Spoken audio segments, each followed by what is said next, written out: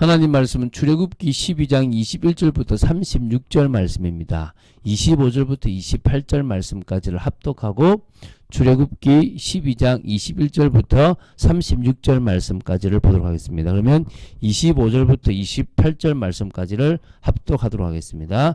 너희는 여호와께서 허락하신 대로 너희에게 주시는 땅에 이를 때에 이 예식을 지킬 것이라. 이후에 너희의 자녀가 묻기를 이 예식이 무슨 뜻이냐 하거든 너희는 이르기를 이는 여호와의 유월절 제사라. 여호와께서 애굽 사람에게 재앙을 내리실 때에 애굽에 있는 이스라엘 자손의 집을 넘으사 우리의 집을 구원하셨느니라 하라 하매 백성이 머리 숙여 경배하니라. 이스라엘 자손이 물러가서 그대로 행하되 여호와께서 모세와 아론에게 명령하신 대로 행하니라. 아멘. 자, 이제 여호와의 말씀대로 이스라엘 백성들이 천유월절 규례를 지키게 됩니다. 그 지킴으로 말미암아 결국 장자재앙에서 자기들이 살게 되는 것도 사실이고요.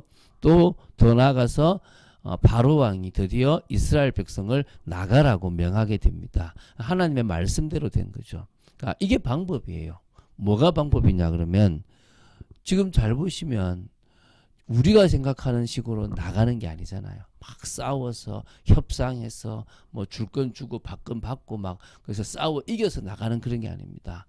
그냥 하나님이 심판해 버립니다.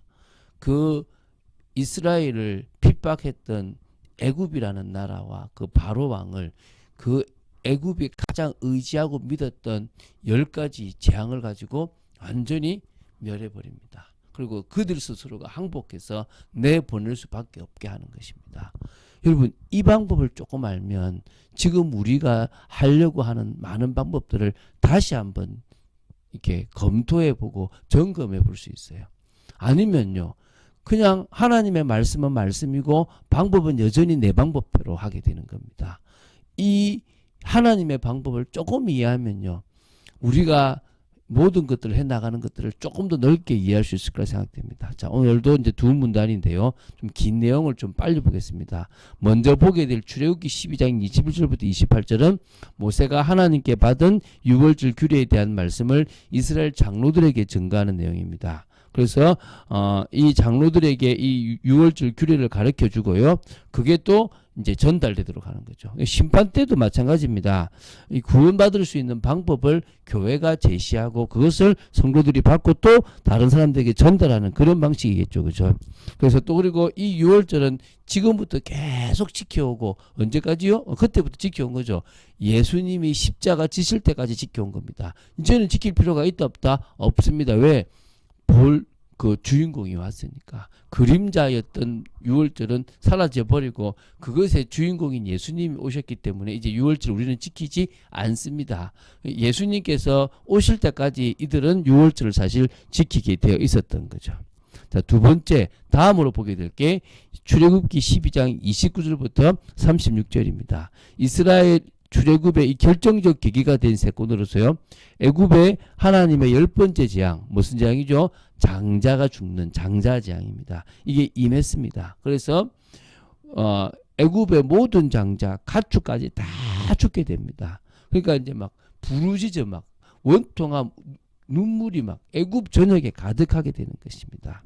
하나님이 피를 보고 넘어갔던 이스라엘 집은 살았던 거죠. 이걸 통해서 하나님이 진짜 출애굽하는 일들을 이루십니다. 자, 보면서 이야기하겠습니다. 21절부터 25절에 보겠습니다. 지금 모세가 이스라엘 장로들을 대표로 보았지만 잘 생각해 보십시오. 군대에 나갈 수 있는 장정만 60만이에요. 20세 이상이니까 어릴 때부터 20세, 어릴 때부터 그 19세까지도 있겠죠. 또 너무 나이가 든 사람도 못 나갈 수도 있겠죠. 여자들도 있습니다. 엄청난 인구입니다. 그 인구의 사람들에게 전달하는 방식이 이 장로라는 체계를 통해서 또 전달하고 각 가정별을 전달하는 체계가 이스라엘에 되어졌습니다. 그래서 이제 그것을 잘 전달하고 또 전달도 받고 했던데요. 그 방법을 알려줍니다. 하나님이 모세에게 알려준 방법들이죠. 뭐 가속대로 어린 양을 택하여 유월절 양으로 잡고 우슬초 묶음을 가져다가 그릇에 담아서 그 그릇에 담은 피에 적셔가지고 이게 문틀이거든요. 문틀. 이걸 임방이라 그래요. 문틀의 좌우에다가 이렇게 하고 그리고 뭐하냐면 인방이 그다음에 인방이 뭐냐 그러면 그리고 그 설주가 기둥에도 바르고 이래서 그 집을 치라면요. 여호와께서 애굽 사람들에게 재앙을 내리려고 오셨던 그때에 그 인방과 설주에 피가 있는 것을 보면 넘어갑니다. 멸하기로 한 그 재앙을 주지 않고 넘어가게 되는 사건입니다.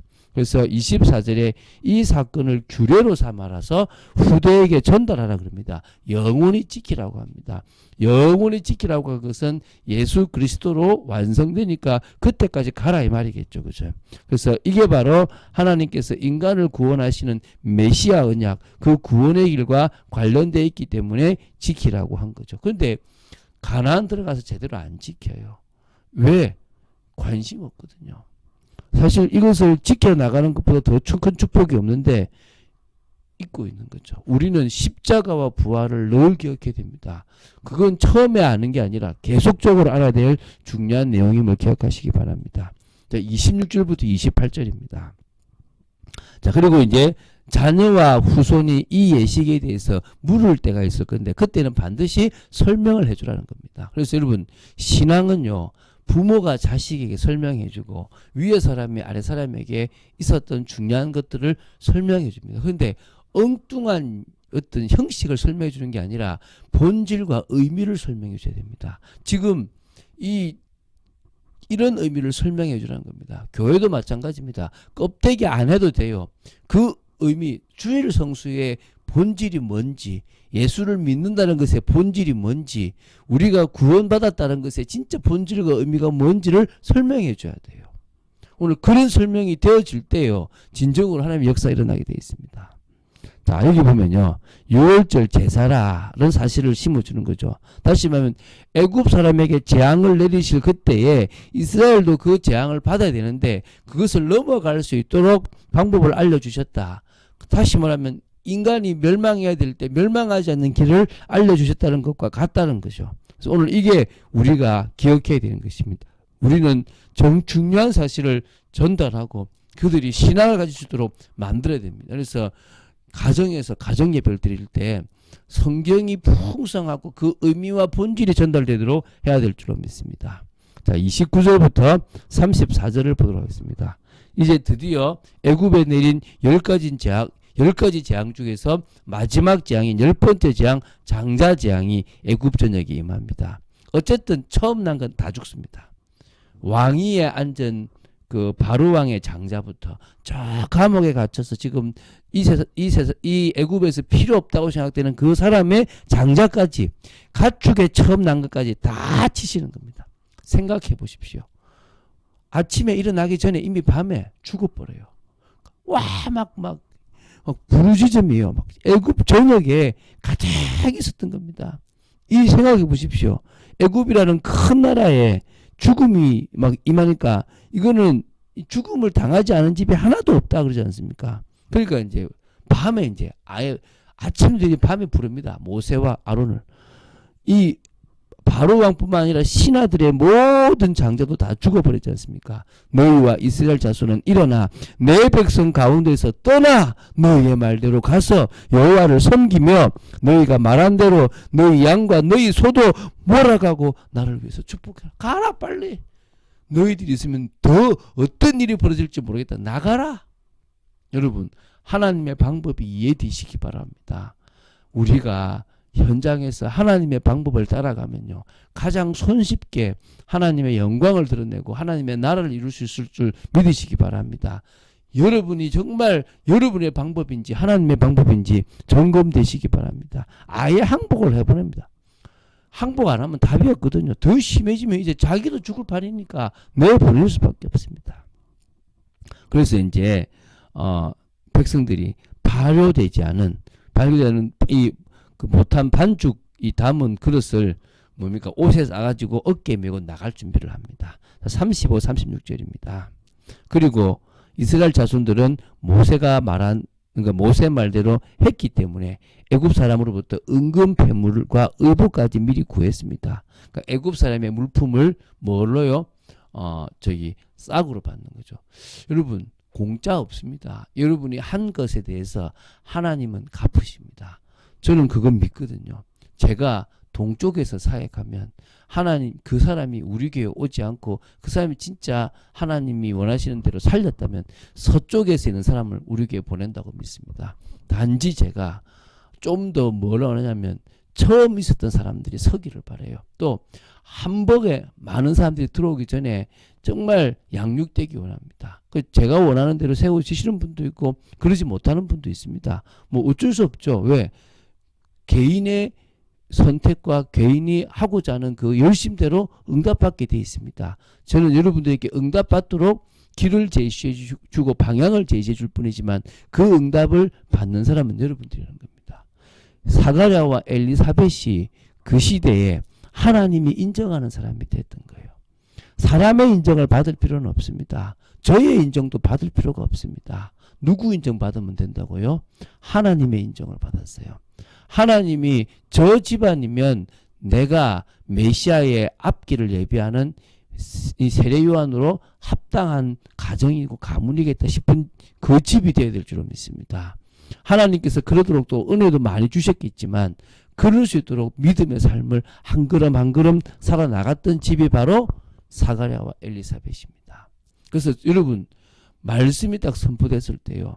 그 말씀 중에서 해야 될 것을 가보세요. 잘 생각해 보십시오. 여러분이 필요하고 맞다고 싶으면요. 저 누구한테 전화도 하고 누구한테 부탁도 하고 여러분이 직접 뛰기도 합니다. 왜죠? 해야 된다고 답이 나면 해요.